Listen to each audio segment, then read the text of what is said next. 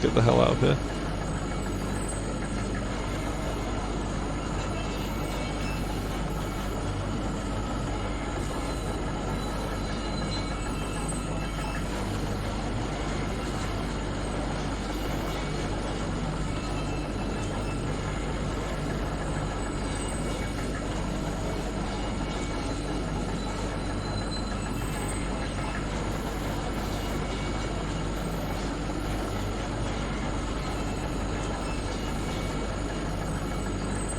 I'm gonna go this way just in case this wasn't the route I came originally. Kind of just really hard to tell.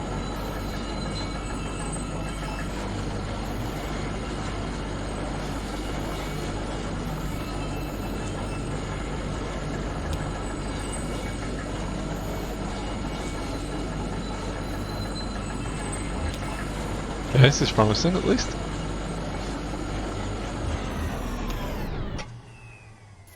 Damn, it's almost totally inact. I thought it would have been destroyed. Destroyed by what? When the mine flooded, I mean. It looks so fragile, doesn't it?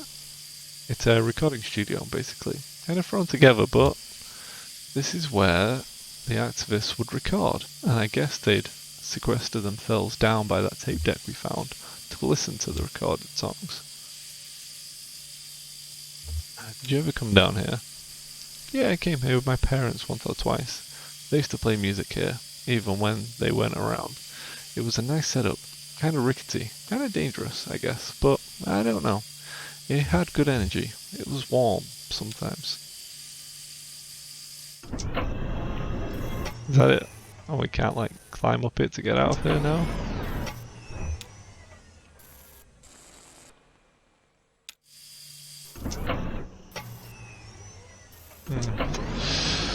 I was hoping that was my out of this mine. Okay, next one.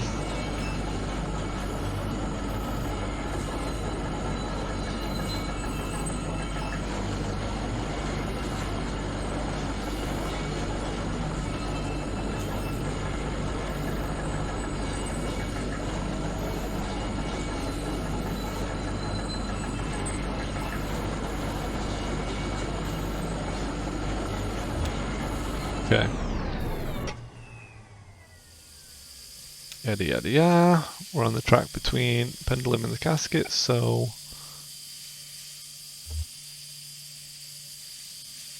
it's gotta be Animal Bones, which I believe is the one I was already on. So just to the right of it.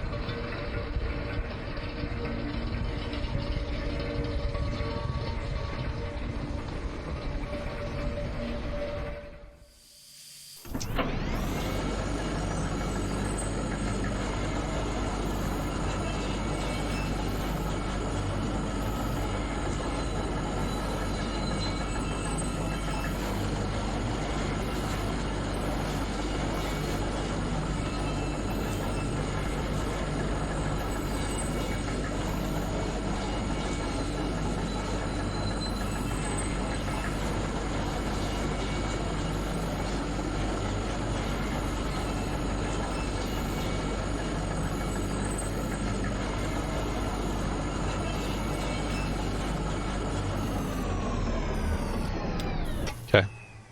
Nice. Thank God, okay. No. Let's go. Yeah, okay, that tunnel where the tracks were broken. I'd like to take a look down there.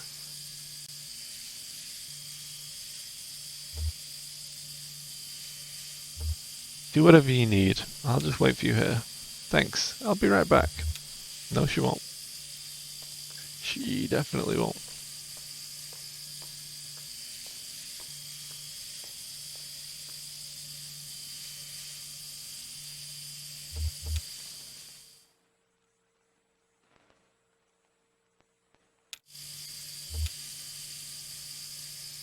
Paper tag hangs from the birdcage by a string. Canary 25 tokens. Canary sold at the company store. Did they also sell? No bones in the cage. Okay, so the bird didn't die at least. There are cardinals at the Luceville Zoo. And other birds, ostriches, eagles, emus. No canaries. Too common? Too small maybe? but they have starlings. Starlings aren't much bigger than canaries. Okay. Turn the lights off again and see what baddies come out and get me.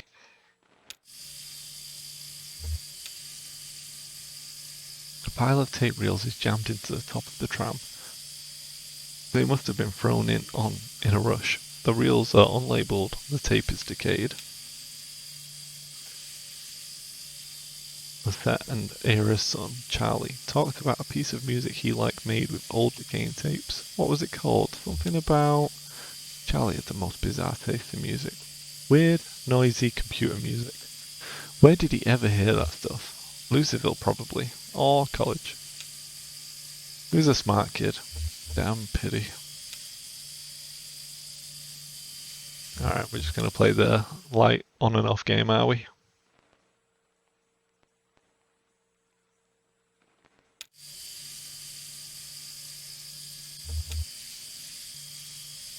The notebook at the top of this dusty stack is labelled in black marker.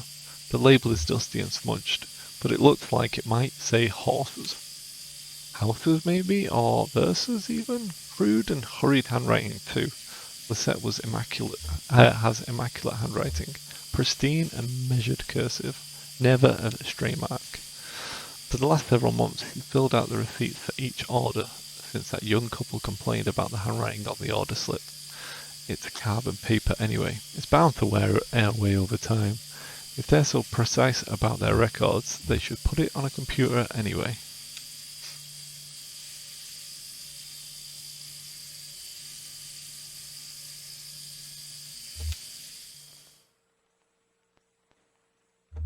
At some point I'm going to turn on this light and she's going to be there. Oh, she's not, as expected.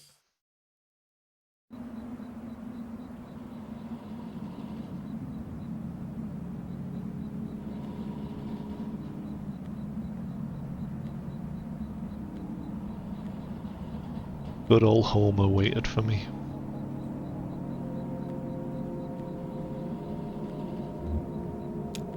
Do we check out the shack? Not sure we do, but can't help ourselves. The cramped shack is lined with wooden shelves. Dusty stacks of tape reels and notebooks crowd the room, but a bit of moonlight filters through a window near the ceiling. On a small desk in the middle of the room lay 3 notebooks. The red one is labelled J. Marquez, the green one is labelled R. Marquez, and the blue one is unlabelled. Let's go with the blue one. Conway opens the blue notebook. The notebook is... she's back. The notebook is full of Greek letters and cryptic mathematical formulas. Near the back of the book, what first looks like it might be an historic German shorthand is actually a love poem written in anagrams.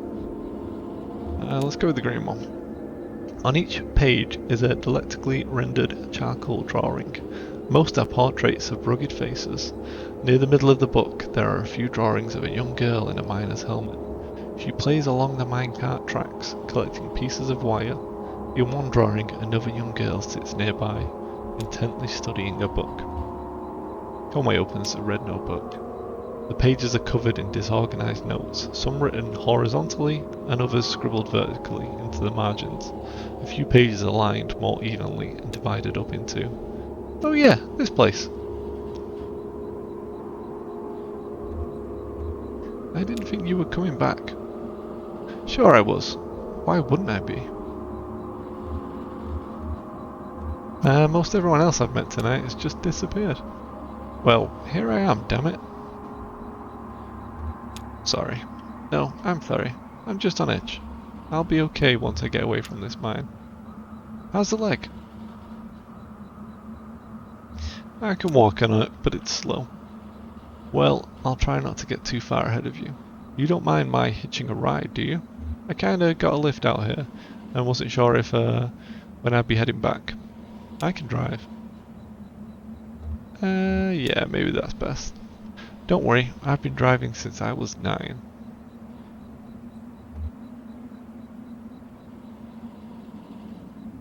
I still need to find the 0.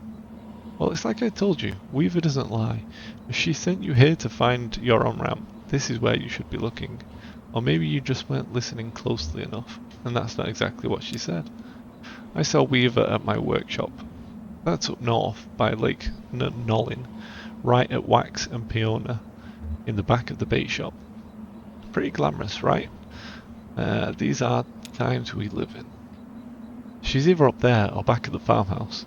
Whichever you want to head to first, just let me know. Alright, come on, hobble.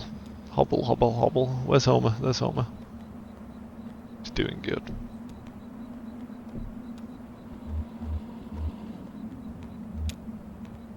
Oh no, I wanted to be a passenger. Oh, never mind.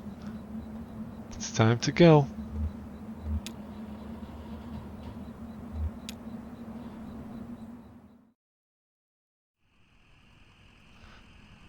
Alright, so where are we going?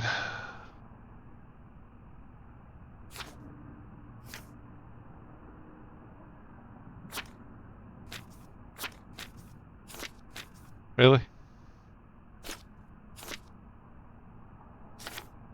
Okay. So I was supposed to... Oh, here we go.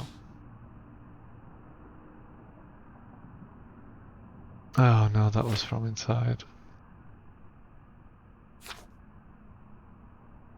Okay. Neither of those things help me.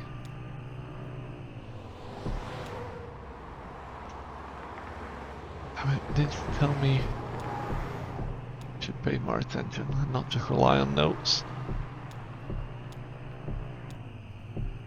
Although she did reel off a lot of road names. Alright. It wasn't Cope, it wasn't Raider Hill.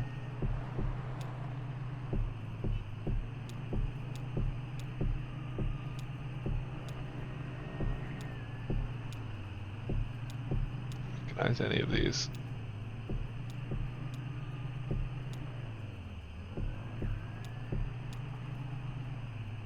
Don't really want to just go back to the farm.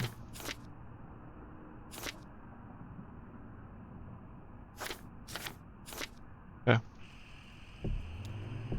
Let's see what we can do here.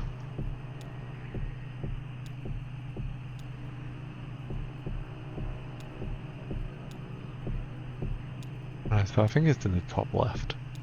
That's where my spider sense is directing me.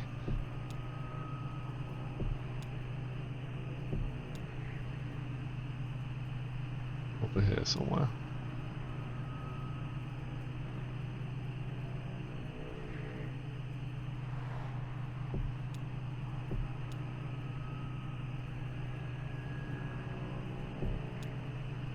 I'll have to keep an eye on these road names. Cap Hill, Cherry Spring. Here we go. This rings a bell.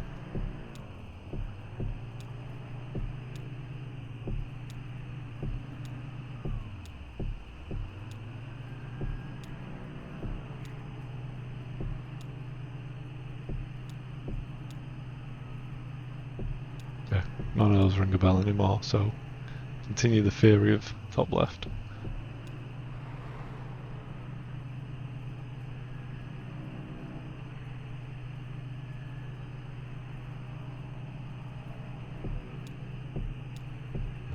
There's the bait shop, got it.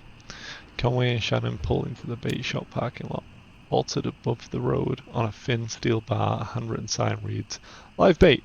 Minnows, small and also large for strippers. Night crawlers, chips and beer." A green flyer hangs loosely from a bit of masking tape at eye level. To the shop's right, a dirt parking lot sprawls unevenly into grass and then eventually trees. The bait shop is closed. Let's enter the side door. The walls are lined with cheap metal shelves, loaded precariously with vacuum tubes, awkwardly shaped metal casings, and coffee cans full of electronic components. Shannon leads Conway to the back of the room, where a few TV sets in various states of disassembly are set up on a rough wooden table. She flips the switches on the power strip. They're all plugged into, and the TV sets tremble to life. Let's watch the TV sets. A ghostly white wobble flickers along one screen in a rhythmic pattern. Another is just snow. A third, a small security monitor in the middle of the table, is oscillating between different shades of black. Let's ask Shannon about Weaver. Shannon points to a small security monitor on the table. The image on the screen is just black, but it seems to be fading slowly, almost imperceptibly between different shades of black. Shannon tweaks a few knobs on the side of the monitor, but the picture doesn't change. Just gonna stare at the monitor. The screen is cavernous black. It hums and swells at the pace of the tide. If only losers track the workshop's walls, they could be inches away or miles. He is adrift on black water, travelling swiftly towards a rocky shore. There should be a lighthouse or a buoy by these rocks. It's too dangerous. Shannon switches off the power strip. Weaver is not here. Well, that's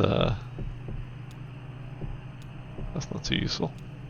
I guess we go back to the farm.